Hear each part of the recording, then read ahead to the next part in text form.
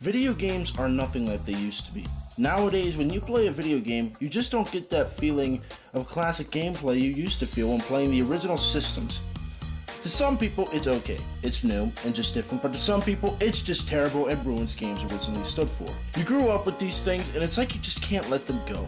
My personal and all-time favorite classic machine was, and will always be, the Sony PlayStation. Watch out, Xbox and PS3 systems, because you're about to get your asses whooped, because this is 3 Guy Films Top 15 PlayStation 1 Video Game Classics.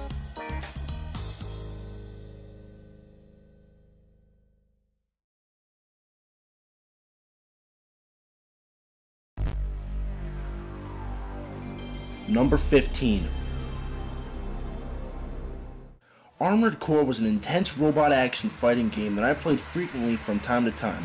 Its plot explains that the game takes place in the distant future and a war by the name of the Great Destruction occurs during its time.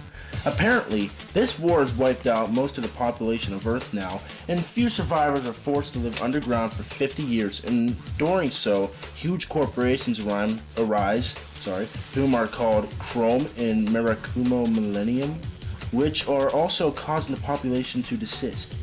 You play as a survivor who pilots an armored core battle robot to defeat the corporations destroying society. When I was a kid, I cared nothing about the plot. In fact, I didn't even know the point of the game. I just sat, played, and blew things up and soared around. I just found amusement by destroying and driving into other things. This game really wasn't my all-time favorite of mine, but I have distant memories of what it was like, and it wasn't too bad. Controls were pretty straightforward, but I just never understood the point nor plot of the game. Number 14. Now, this game was to play on a rainy day. It's so straightforward and so competitive that I think anyone would play it if they had the chance. There's really no plot to the game. All you know is that there's one brave frog just going from one side of the screen to another to attempt in rescuing his children from the other side of the river, whom they somehow got over. But as the level progresses, it's just got more and more frustrating. I remember just sitting for hours on end just trying so hard to get past certain levels, and I just couldn't do it. On occasion, I saw other adults playing this game as well, and it's just crazy how this game attracted so many people when it's just so simple. I guess it's just the connection it had with the Frogger on the original Atari system. True PS1 classic forever. Number 13. To tell you the truth, I never owned this game. My uncle was the one who had this game.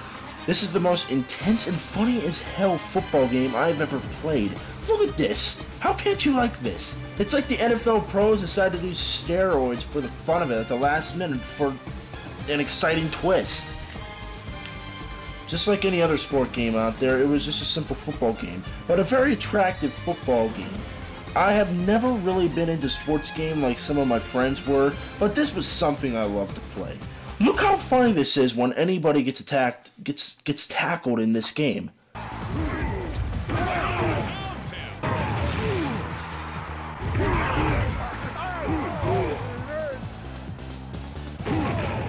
Wow.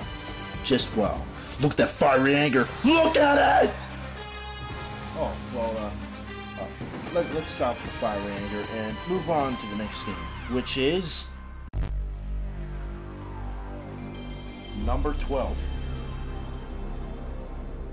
Need for Speed High Stakes. Oh boy. What could I say about this racing game? Well, for starters, it's racing and, well, high stakes. This game was really just the same as its predecessor, NFS3 Hot Pursuit, just adding 2 new features, which includes a tournament called High Stakes and 2 pursuit modes, Getaway and Time Trap. And there's also just a classic mode where you can race against other opponents on a track filled with police cars. This was also the first game to introduce car damage for a more realistic feel, so you can imagine how hard it could get after a while, and when evading the police. Once again, I did not own this game myself. My uncle did, and every time we played this game, we played as the cops and took down intense racers in the process. Take that, you dumb street racers. Yeah, take it! Take it hard! As usual, Need for Speed is, well, Need for Speed. No true plot, just race your ass off. Really no different than the regular NFS games out there, but I don't think in the new games there's police modes where you can play as a police, so I guess that's why the game is really, really fun. So, yeah. Let's move on to the next game, which is number 11. This one I consider to be a pretty freaky and creepy at times, but still was freaking awesome. Way better than the crappy film. This game really got you going. Well, to me anyways. You're walking down a deep corridor, then all of a sudden, out of literally nowhere, 4 or 5 different aliens come out of nowhere and attack you. Good game for its time. Plot takes place 200 years into the future, where I think you play as the main character Ellen Ripley while battling a battalion of endless aliens on board the USM Auriga. I gotta say, for a game being based off a Hollywood film, it's actually really good. I think it would actually be a really good game without the film, just standing on its own. I remember playing when I was real little. It scared the hell out of me. I actually never got past the first level, and what me and my one friend did is we just got past it all. We used cheats to get the last level. After a while, though, it really got repetitive. Oh well. Well, I'm not sure, but repetitive or not, this game kicked ass, and because of the weapons used and beating aliens to a pulp. So, with nothing left for me to say, let's move on to the next title, which is number 10. Ah, yes, another glorious video game coming from the ever-so-loving Star Wars franchise. The Phantom Menace was my all-time favorite Star Wars movie, and I just said to myself, I had to play this game. It was pretty cool, still really felt like Star Wars. This was a game I rented from Blockbuster occasionally, but for as many times as I rented it, I never really got very far. I believe I always got to the planet of Naboo, and, well, that's it. I know I did not miss out on anything, because when it comes to Star Wars, I know everything about it. I'm not going to sit here and talk about it because I know for a fact you already know a lot about it. Just a plot where the introduced Jedi Order confront the evil Trade Federation and try to figure out the secrets of the newly discovered Sith appearance. Just like old times. Number 9.